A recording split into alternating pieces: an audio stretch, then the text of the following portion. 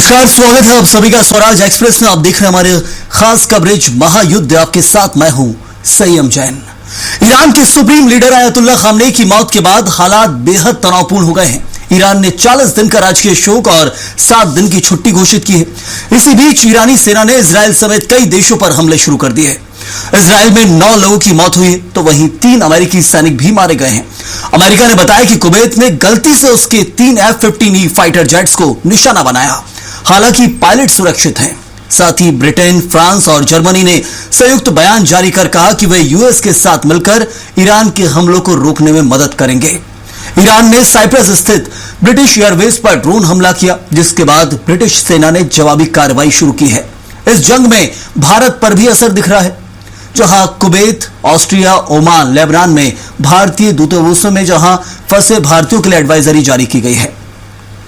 Iran में करीब 10,000 भारतीय नागरिक रहते हैं जो पढ़ते और काम करते हैं, जबकि 40,000 से ज्यादा नागरिक इजरायल में रहते हैं जो इस वक्त युद्ध के संकट से घिरा हुआ है। तो वहीं गल्फ और वेस्ट एशिया में करीब 90 लाख भारतीय हैं। यानी कुल मिलाकर अब वेस्ट एशिया और आसपास के देशों में 1 करोड़ की भारतीय आबादी जो रहती है।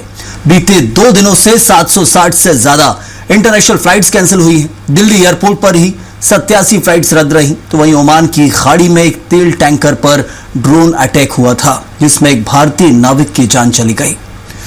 अब भारत सरकार ने नागरिकों की सुरक्षा को लेकर चिंता जाहिर की और सभी दूतावासों ने एडवाइजरी जारी की है। जम्मू कश्मीर और पाकिस्तान में खामनेई की मौत पर विरोध प्रदर्शन हुए हैं, तो वहीं भारत के श्रीनगर में लाठीचार्ज और आंसू गैस के गोले दागे गए। भोपाल में भी कुछ जगहों पर इसका विरोध प्रदर्शन हुआ। तो वहीं पाकिस्तान के पीओके में हिंसक प्रदर्शन में 7 लोग मारे गए हैं। ये दुनिया भर में क्या कुछ इस वक्त हालात हैं वो आपको बता रहे हैं। कराची में अमेरिकी दूतावास पर बीते दिन हमला हुआ था, जिसमें 23 लोगों की मौत हुई थी। और इस जंग पर भारत के प्रधानमंत्री नरेंद्र मोदी ने कनाडा के पीएम से मुलाकात के बाद कहा कि पश्चिमी एशिया की स्थिति इस वक्त चिंताजनक है। भारत बातचीत से समाधान का पक्षधर है और नागरिकों की सुरक्षा के लिए सभी देशों के साथ मिलकर काम करेंगे। तो दुनिया में इस वक्त हालात क्या है वो समझने के लिए जरूरी है कि पहले ईरान क्या एक्शन ले रहा है।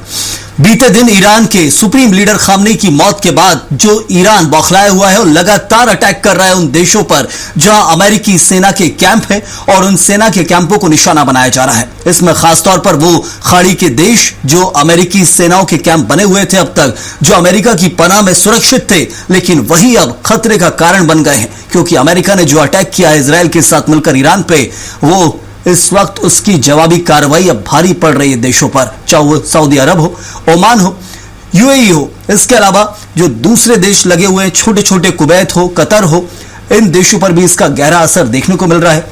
तो वहीं भारत में जहां केंद्र इस पूरे मामले पर नजर बनाए हुए ये कहा गया है। कनाडा के पीएम के साथ भी मुलाकात हुई है और प्रधानमंत्री मोदी ने भी चिंता जाहिर की है।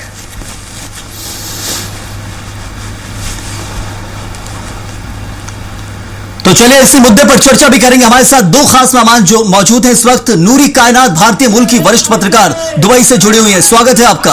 और डॉक्टर ब्रह्मदीप अलूने विदेश मामलों के जानकार हैं, आपका भी बहुत बहुत स्वागत है डॉक्टर ब्रह्मदीप। सबसे पहले डॉक्टर ब्रह्मदीप, मैं यही जानना चाहूंगा कि हम देख रहे हैं जो हालात बीते दिन से अब तक बदले हैं, पहले खामनेई की मौत और उसके बाद ईरान की बौखलाहट, एक साथ कई देशों पर इसका असर पड़ रहा है। और अब तो हम देख रहे हैं कि इसके साथ साथ नाटो के जो बड़े देश हैं, चाहे यूके के साथ फ्रांस और जर्मनी, वो अमेरिका का साथ देने हैं। और इसके अलावा खाड़ी की जो देश हैं पूरी तरह से इस वक्त अलर्ट पर हैं और हमला झेल भी रहे हैं। ईरान का जवाबी कार्रवाई भी की जा रही है। क्या समझे किस और अब ये पूरा मामला जा रहा है? देखिए, जो ईरान पर हमला हुआ है उसके बाद स्थितियां बहुत जटिल हो गई। सबसे बड़ी बात है कि माना यह जा रहा था कि खामनेई की हत्या के साथ ही ये जो ईरान है वो सरेंडर कर देगा। ये सोचना गलत साबित हुआ और ईरान ने पूरी तीव्रता से हमला किया और ईरान पूरी तीव्रता से हमला कर रहा है। इसमें एक और दिलचस्प चीज यह है कि जो गल्फ कोऑपरेशन के जो 6 देश है, जिसमें बहरीन और जो बहरीन है, सऊदी अरब है, यूएई जैसे जो देश है, कतर है, इन पर भी ईरान ने हमले किए। इसका मतलब है कि जो ईरान है वो बहुत ही जबरदस्त तरीके से प्रतिरोध कर रहा है। और यहाँ पर एक बात और समझने की जरूरत है कि जो ईरान में जो वहां का शासन चलाने का जो तरीका है तो वो परिषद के जरिए होता है। इसका मतलब है कि सुप्रीम कमांडर मारे गए तो इसका मतलब, इसका अर्थ यह नहीं लगा लिया जाए कि सब कुछ ध्वस्त हो गया, अब उसका नेतृत्व कौन करेगा। बाकायदा 3 सदस्यीय जो उसके रहनुमा बना दिए जाते हैं और वो 3 सदस्यीय लोग जो है वो मिलजुल कर निर्णय लेते हैं, जिसमें तकरीबन 60 मेंबर और होते हैं।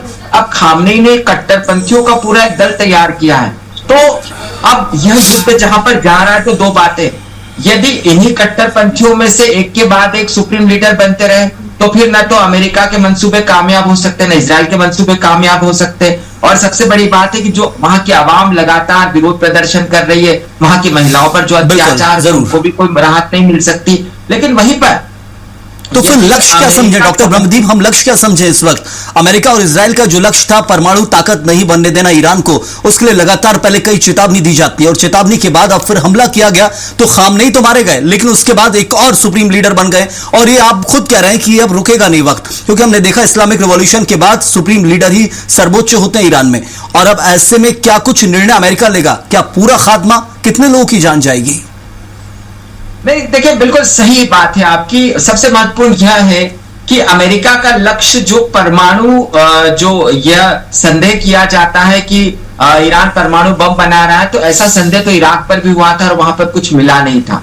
लेकिन यह भी सच है कि तमाम प्रतिबंधों के बावजूद ईरान ने बहुत ही खतरनाक बैलिस्टिक मिसाइलें बनाई है, जिनका प्रकोप आपने देखा है कैसे हमला किया है। तेल अवीव में हमला किया है, बहरीन पर हमला किया है, कतर पर हमला किया है। मतलब ईरान शक्तिशाली तो है।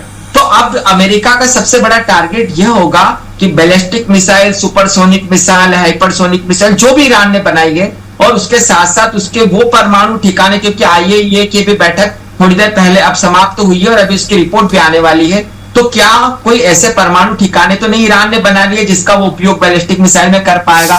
तो ऐसे बहुत सारे सवाल है। लेकिन मुझे लगता है कि अमेरिका का सबसे बड़ा टारगेट यह है कि खामनेई ने जो स्ट्रक्चर बनाकर रखा था, और वह स्ट्रक्चर जो कट्टरपंथियों की एक पूरे के पूरे 60 से लेकर 100 सदस्य है, जिनके अंडर में इस्लामिक रिवॉल्यूशनरी गार्ड जो है वो काम करते हैं। तो जब तक आप उस पूरे कट्टरपंथियों को खत्म नहीं करते, तब तक वहां की सेना पर बिल्कुल। तो ये अमेरिका के लिए अब चुनौती बड़ी है, क्योंकि कहां तक ये अंत होगा, कितनी जानें और जाएंगी? क्योंकि यदि लक्ष्य खामनेई की मौत था तो अब ईरान थमने वाला नहीं है, वो हम सब देख रहे हैं। मैं आता हूं आपके पास, नूरी कायनात हमारे साथ जुड़े।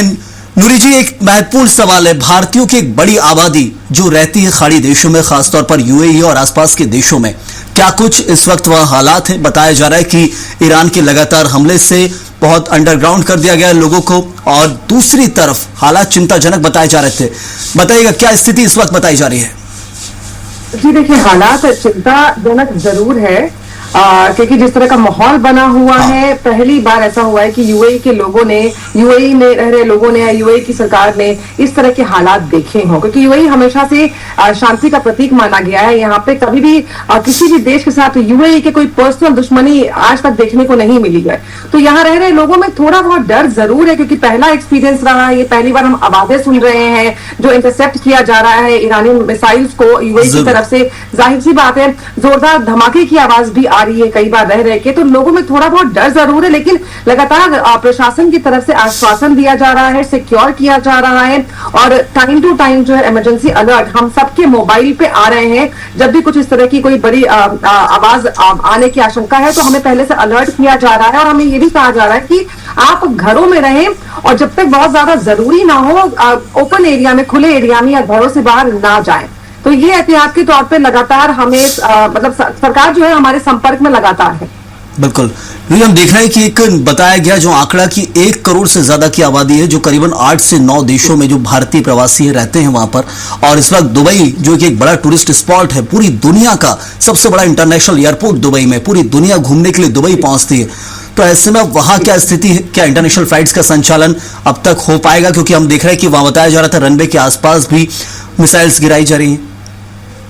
जी बिल्कुल, थोड़ा बहुत यहाँ पे देखने को जरूर मिला है कि रनवे जो है वहां पे थोड़े बहुत, क्योंकि इंटरसेप्ट किया है मिसाइल को, तो जाहिर सी बात है कि आसमान से हमें मिसाइल के टुकड़े जगह जगह पे गिरते हुए हमने देखे हैं। उसमें से दुबई एयरपोर्ट का भी एक टर्मिनल था जहाँ पे इस तरह की तस्वीरें सामने आई हैं, और वहां पे जो लोग थे, एयरबेस बंद होने की वजह से जब फ्लाइट में उड़ान नहीं भरी है, तो वहां पे जो यात्री थे, पैसेंजर जो थे, जो फ्लाइट लेने वाले थे, उनको रोका भी गया है और हालात नॉर्मल होने तक का इंतजार भी किया गया है। और इसके बाद जगह को खाली कराया गया है, मतलब कि जितने भी यात्री थे, या तो वो दुबई में रहने वाले लोग थे जो अपनी कंट्री जा रहे थे, या तो जो टूरिस्ट थे जो दुबई घूमने के लिए आए थे वो वापस जा रहे थे।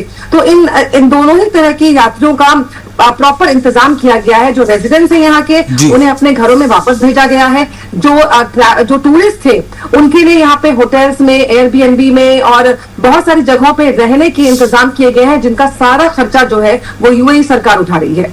बिल्कुल, मैं लौटता हूं आपके पास।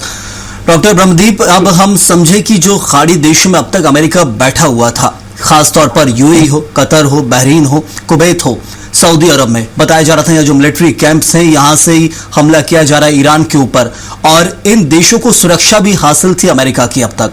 लेकिन अब ईरान के अटैक के कारण ना सिर्फ अमेरिकी बेस कैंप बल्कि साथ साथ वहां देश का इंफ्रास्ट्रक्चर भी प्रभावित हो रहा है। नुकसान तो हो रहा है, ना चाहते हुए भी हो रहा है उन देशों को नुकसान, और उनको लड़ना पड़ेगा। तो हम समझे कि ये एक तरह की सुरक्षा खतरा पैदा कर रही इन देशों के लिए। देखिए, ईरान किसी भी मुल्क का अधिकार होता है, किसी भी देश का अधिकार होता है कि वह शक्तिशाली हो, लेकिन ईरान की जो नीति थी वो इस मामले में थोड़ी सी अलग थी। ईरान स्वयं तो ताकतवर हो रहा था, लेकिन वो हिजबुल्लाह को मजबूत कर रहा था, वो हूतियों को मजबूत कर रहा था, वो हमास को मजबूत कर रहा था। हिजबुल्लाह लेबनान में किनके खिलाफ खड़ा था? वो सुन्नियों के खिलाफ खड़ा था। हुती यमन में किसके खिलाफ खड़े? सुन्नियों के खिलाफ खड़े। बिल्कुल। इवन आप पूरा मध्य पूर्व का स्ट्रक्चर देखिए कि जहां जहां तेल है वहां पर शिया बाहुल्य आबादी ज्यादा दिखती है आपको। सुन्नियों के देश में भी, सऊदी अरब में भी यही हाल है।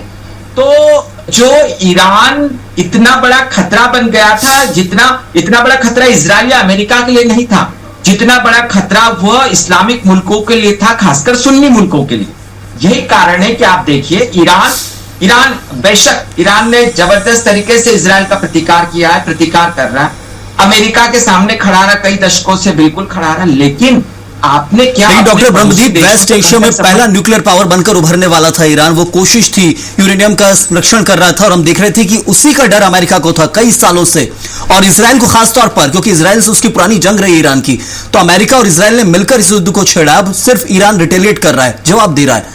लेकिन क्या ये समझे कि युद्ध कब खत्म होगा? ईरान की तरफ से तो ना है, वो तो खत्म की और है, लेकिन उल्टा ईरान पर कितने और हमले दागे जाएंगे? कब तक युद्ध चलेगा? कोई टाइमलाइन इसकी सेट हो सकती है कि क्या इसके अंत के बाद ये युद्ध रुक सकता है, या फिर कोई बीच में तीसरा देश आके अब संधि कराए? क्योंकि तीसरा देश कोई बचा नहीं। एक तरफ पूरी दुनिया, आधी दुनिया हम कहें, यूरोप के जो देश हैं वो अमेरिका के साथ हो चुके हैं, रशिया और चाइना संवेदना जता रहे हैं सिर्फ। देखिए, ईरान ने गलती यही की। ईरान ने कम से कम यूरोप के साथ संबंध ठीक रखना था। ईरान का कर्तव्य था कि कम से कम इस्लामिक दुनिया के देशों से तो आप संबंध ठीक रखते, लेकिन रमजान में अमेरिका और इजराइल का हमला करना तो समझ में आता है। हाँ। लेकिन ईरान रमजान के महीने में बहरीन पर हमला कर रहा है, इस्लामिक देश, कतर पर हमला कर रहा है, इस्लामिक देश, यूएई कौन है? इस्लामिक देश, सऊदी अरब कौन है? इस्लामिक देश। नतीजा ये हुआ कि समूचे इस्लामिक देश अब ईरान के खिलाफ हो गए। तो आपने अपने लिए बारूद के ढेर पर आप स्वयं बैठ गए हो, आप बर्बाद होने पर आमादा हो। आप किससे बदला ले रहे हो? आप इजराइल से बदला ले रहे हो, लेकिन इसके साथ ही साथ आप अमेरिका के ट्रैप में पूरी तरीके से फंस गए। और इसका नतीजा यह होगा कि यदि यही दौर चलता रहा, 2-4 दिन ऐसे चलता रहा, तो ईरान के पास इतने हथियार नहीं कि पूरी दुनिया में हथियार वो करेगा। और उस बीच देखिए, खामनेई की मौत पे आंसू बहाए हैं दुनिया ने, तो खामनेई की मौत के बाद जश्न भी मनाए गए हैं। ईरान में भी वो जश्न मने हैं। ईरान में बहुत सारे ऐसे लोग दोनों रिएक्शन देखने मिले थे। ईरान के युवा जो है खामने को पसंद नहीं करते थे, ईरान की महिलाएं खामने को पसंद नहीं करती थी। तो आपको उस देश की जो परिषद है उसको इस बात को समझना पड़ेगा कि आप खामने की मौत का बदला लेने के लिए अपने देश को बर्बाद कर देना चाहते हैं, या कि इस मौत से उभरकर वापस अपने देश को आप बनाना चाहते हैं। ये जो दोनों चीजें, बर्बादी, विध्वंस और बनाने की प्रक्रिया, इसके बीच का जो रास्ता होगा वो ईरान को बचाएगा। अभी भी ईरान को जागने की जरूरत है। और चीन और रशिया को आप देख लीजिए, उन्होंने बहुत आलोचना की है, लेकिन क्या चीन और रूस उसके साथ खड़े हुए? वही एक बड़ा सवाल है कि चाइना और रशिया सिर्फ संवेदना जता रहे हैं, साथ खड़े हैं, मतलब कि बता रहे हैं कि गलत हुआ है, लेकिन गलत हुआ है तो सामने आने की हिम्मत रशिया और चाइना नहीं दिखा रहे। इसका कारण है कि जो रूस है वहां तो यहूदी व्यापारी जो इतने मजबूत है, पुतिन कह चुके हैं, क्योंकि यहूदी जो है वो इजराइल से रूस जाते हैं और रूस के बाद यहूदी कहां पर जाते हैं? इजराइल जाते हैं। तो पुतिन कभी भी हमला नहीं करेंगे। तो ईरान को समझना होगा कि जब आप फंस चुके हो, जब आपके देश की मिसाइलों को मारा जा रहा है, जब आप बर्बाद होने की कगार पर हो, उसके बाद आप यदि बारूद के ढेर में यदि आप माचिस लगाते हो तो आप जलकर खाक हो जाएंगे। यही बात है जो ईरानियों के समझ में नहीं आ रही है और ईरान को बचने के लिए इस बात को समझना होगा। लौटता हूं डॉक्टर ब्रह्मदीप आपके पास। नूरी कायनात, क्या लोकल एडमिनिस्ट्रेशन संदेश दे रहा है वहां के लोगों को, खासतौर पर दुबई जैसे शहर में जहां एक बड़ा टूरिस्ट स्पॉट, बड़ी संख्या में यहां पर टूरिस्ट मौजूद हैं, क्या लोकल एडमिनिस्ट्रेशन का संदेश अभी तक निकलकर सामने आया? कब तक हालात सुधरेंगे? कैसे उनको निकाला जाएगा, रेस्क्यू किया जाएगा? क्योंकि उनको भी अपने देश में जाना होगा। जी बिल्कुल, ये बार बार कहा जा रहा है कि जैसे ही हालात ठीक होंगे सबको उनके घर वापस भेजा जाएगा। तो इस बारे में लगातार लोगों को जानकारी दी जा रही है ताकि कोई पैनिक की सिचुएशन ना बने, लोग डरे और घबराए नहीं। इसलिए यहाँ पे कम्युनिकेशन में कोई गैप नहीं रखा गया है, संयम। और इसके अलावा मैं ये कहना चाहूंगी कि जहाँ पे हम बात कर रहे हैं चाइना और रूस की, जो मैंने सुना जिस तरीके से चर्चा कर रहे थे आप, यहाँ पे एक बात और सामने आई है कि यूएई के प्रेसिडेंट शेख मोहम्मद को आज के दिन, आज सोमवार का दिन है, आज रूस के प्रेसिडेंट जो है वो व्लादिमीर पुतिन, उनकी तरफ से कॉल आया है और दोनों ही देशों ने बातचीत भी की है, डिस्कस किया है और इस पर इन्होंने ये चिंता भी जाहिर की है कि जो हालात चल रहे हैं इसे कैसे कंट्रोल किया जाए। तो बातचीत देशों के बीच में लगातार हो रही है। यूएई भी अपनी तरफ से जितने भी बाकी देश हैं उनसे बातचीत करके, सलाह मशवरा करके ये कोशिश कर रहा है कि कंट्रोल कैसे किया जाए। लेकिन इसके साथ साथ यूएई लगातार ये भी कोशिश कर रहा है कि जो लोग यहाँ रह रहे हैं, देश के नागरिकों को, देश में जितने भी लोग हैं, चाहे दूसरे देश से हो या यहाँ के लोकल्स हो, लोगों को किसी भी तरह की कोई परेशानी नहीं होनी चाहिए। तो जो ये बैलेंस होता है, एक्सटर्नल टेंशन हो या इंटरनल पीस कैसे मेंटेन की जाए, उसको यूएई सरकार ने बहुत अच्छे से बैलेंस किया हुआ है अभी तक। चलिए, बिल्कुल एक खास जानकारी आपने दी है कि जो डॉक्टर ब्रह्मदीप, खाड़ी देशों के साथ रूस के संबंध भी अच्छे हैं, चाहे वो यूएई और दूसरे देश क्यों ना हो, और इन देशों के साथ जब रशिया के संबंध अच्छे हैं, भले ही वहां अमेरिकी बेस कैंप हो, तो रशिया डायरेक्ट सामने नहीं आएगा, वो ये कोशिश आप भी बता रहे कि नहीं करेगा। लेकिन यूएई की रशिया के प्रेसिडेंट व्लादिमीर पुतिन से मुलाकात, कहा गया कि फोन पर बात की गई है, क्या चर्चा हम समझें? देखिए, ट्रंप जो है, आप ट्रंप को बहुत तुनक मिजाजी कहें, लेकिन ट्रंप बहुत ही इंटेलिजेंट राष्ट्रपति साबित हुए। ट्रंप ने बातचीत की मेज पर जिनेवा में ईरान को बिठाए रखा और फिर घर में घुस के खामने को मार डाला। आप देखिए, अब वे पुतिन की समय समय पर तारीफ करते रहे हैं। उन्होंने पुतिन को अपने दुश्मनों की सर्वोच्च सूची से रशिया को निकाल दिया है और वो समय समय पर यूक्रेन की आलोचना भी करते रहे। कुल मिलाकर ट्रंप ने जाल ऐसा बुना है कि पुतिन सब कुछ कर सकते हैं लेकिन अमेरिका के खिलाफ आक्रामक नहीं हो सकते। बेशक आपकी बात सही है कि जो खाड़ी के देश है, रशिया के बहुत अच्छे संबंध है, लेकिन खाड़ी के देश अब तेल से ज्यादा आगे बढ़कर अपनी अर्थव्यवस्था को ऊर्जा पर लाना चाहते हैं या अन्य चीजों पर लाना चाहते हैं, और रूस के पास पैसा नहीं है। रूस की अर्थव्यवस्था बहुत मजबूत नहीं है क्योंकि रूस यूक्रेन में युद्ध से घिरा है। तो खाड़ी के देश इस बात को बेहतर तरीके से जानते हैं कि वह तभी तक मजबूत है जब तक उनके पास तेल है। लेकिन जो दुनिया बदल रही है जिस प्रकार से, तो तेल पर आधारित अर्थव्यवस्था और व्यापार भी कमजोर हुआ है रूस का। डॉक्टर ब्रह्मदीप, हमने देखा जो देश संबंध रखते रशिया से उनके ऊपर टैरिफ लगाया गया। भारत तो सिर्फ एक, बहुत सारे ऐसे देश हैं।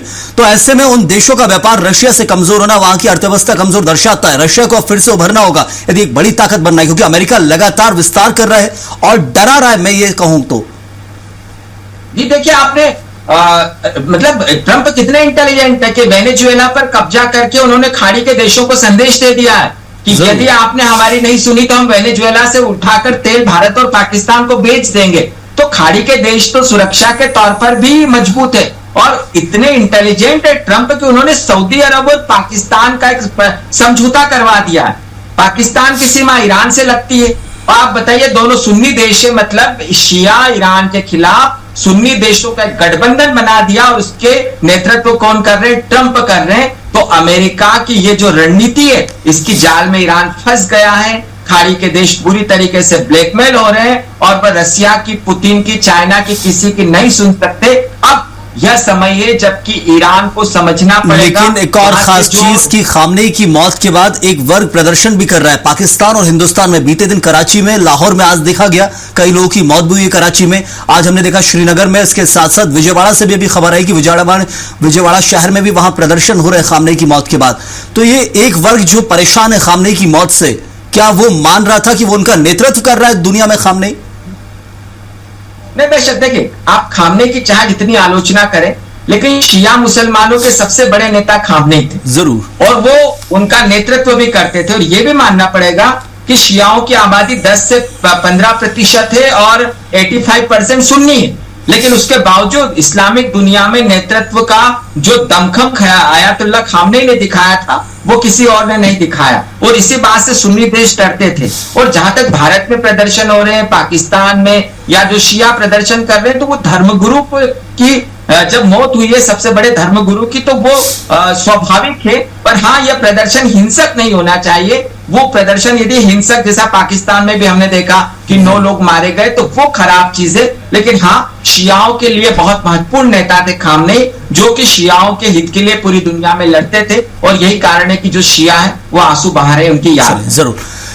नूरी जी, इस वक्त हमने देखा लगातार जो हालात बिगड़े हुए, सुधारने की कोशिश की जा रही है। दुबई और आसपास के जो देश हैं लगे हुए वहां पर, क्योंकि बहुत से ऐसे देश हैं जो एक शहर बराबर है, लेकिन देश कुवैत हो, कतार। तो हम जानना चाहेंगे फिलहाल क्या स्थिति अब धीरे धीरे सुधरेगी, ट्रैक पे आएगी? खासतौर पर दुबई जो एक बड़ा हॉटस्पॉट रहता है, सबसे ज्यादा लोगों की आवाजाही रहती है, उसको लेकर कुछ? जी सही है, बिल्कुल कोशिश लगातार यही की जा रही है। देखिए, अभी तक यूएई की तरफ से जो है कोई जवाबी कार्रवाई नहीं हुई है, या यूएई ने किसी भी तरह का हिंसक रवैया नहीं दिखाया है। सिर्फ इंटरसेप्ट किया जा रहा है ईरान की मिसाइल को, ताकि यूएई में कम से कम नुकसान हो या बचाया जा सके। जो भी नुकसान हो सकते हैं उसे रोकने की कोशिश कर रहा है यूएई। यूएई ना तो अटैक कर रहा है, ना ही रिटेलिएट कर रहा है। यूएई सिर्फ इंटरसेप्ट कर रहा है, डिफेंसिव मोड पर अभी यूएई है। जी, और दूसरी बात यह है कि आबादी यूएई की बहुत ज्यादा है। और अगर हम एक्सपैट्स की बात करें, यानी कि दूसरे देशों के जो लोग यहाँ रहते हैं, उसमें सबसे ज्यादा भारतीय हैं। सबसे ज्यादा भारतीय यूएई के अलग अलग एमिरेट्स में रहते हैं। तो सुरक्षा के मद्देनजर भी बहुत सारी चीजों का यूएई ध्यान रख रहा है। लेकिन फ्लाइट कैंसिल होने की वजह से, जी हाँ बिल्कुल, थोड़ी बहुत परेशानी लोगों को आई है। लेकिन अभी की जो मैं आपको अगर अपडेटेड खबर बताऊं, तो जो एमिरेट्स एयरलाइंस है यूएई की सबसे बड़ी एयरलाइंस, उसने अभी 3 मार्च तक अपनी दोपहर 3 बजे तक सारी फ्लाइट्स रद्द कर दी हैं। और इसके अलावा ये भी कहा है पैसेंजर को कि अगर वो चाहें तो रीशेड्यूल कर सकते हैं अपनी फ्लाइट 20 मार्च तक के लिए, या फिर आप जो है वो रिफंड क्लेम कर सकते हैं।